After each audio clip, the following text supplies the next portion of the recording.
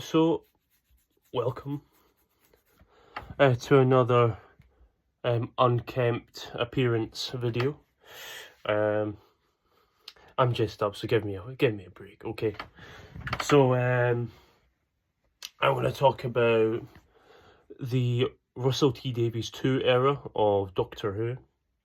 Short little era, only 2 seasons. An era of the show that showed amazing creativity, but also some really bad episodes. The show was, at that point, had some really great episodes. Dot and Bubble, which I think is fucking amazing, and 73 Yards, and Boom, and Lux, but also showed some really bad episodes like Empire of Death and Wishworld, which is really bad stuff. Amongst the worst episodes of the show. I mean, Russell T Davies, I think he's a great writer. I think he's one of the strongest writers that this country, the UK, has ever produced. But damn, I don't know what happened. There was behind the scenes drama that affected the quality of the writing. But yeah, I guess I've brought along props. There you go. There's a really chunky DVD set. This is it says season 1, but it's actually series 14. And I've also got this again, season 2. It's not series 15. Essentially, they wanted to redo the numbering system for the seasons because, as far as I understand it, because if a new fan wanted to get into Doctor Who and they saw that they're on series 14, they wouldn't want to watch it, or they're more likely to not want to watch it because, I've missed 13 seasons of lore, and they might not understand the fact that Doctor Who sort of soft resets itself every 4 to 5 seasons, every 4 or 5 seasons. Now, Russell T Davies is very likely leaving next year with a Christmas special, which is set to have Billy Piper and David Tennant team up to stop the Daleks. The Daleks last been in the show in 2022. And rumours have it that Ncuti Gat was going to show up. I don't know if he's going to show up as a main character or if he's just going to make a cameo. And apparently the story's going to be a sequel to Doomsday. Who asked for a sequel to Doomsday?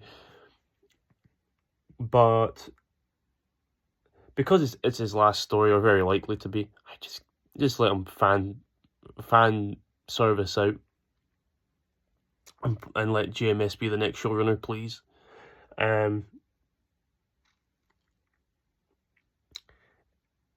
It is a bit of a shame that he is leaving, because I think the show could have been amazing if he just stuck with the big story arcs.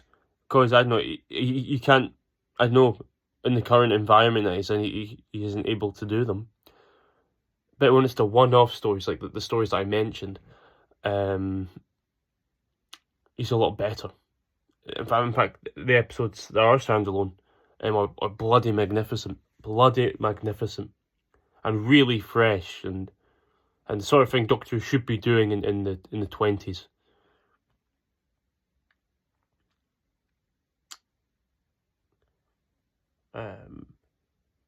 If Pete McTeague is the next showrunner, he might do a good job, but I think at this point of his writing career, I don't think he's ready. I'm not a professional writer, so what the fuck do I know? I mean, Russell T Davies apparently wants him to be the next showrunner. And Russell T Davies is one of this country's best writers, so what the fuck do I know?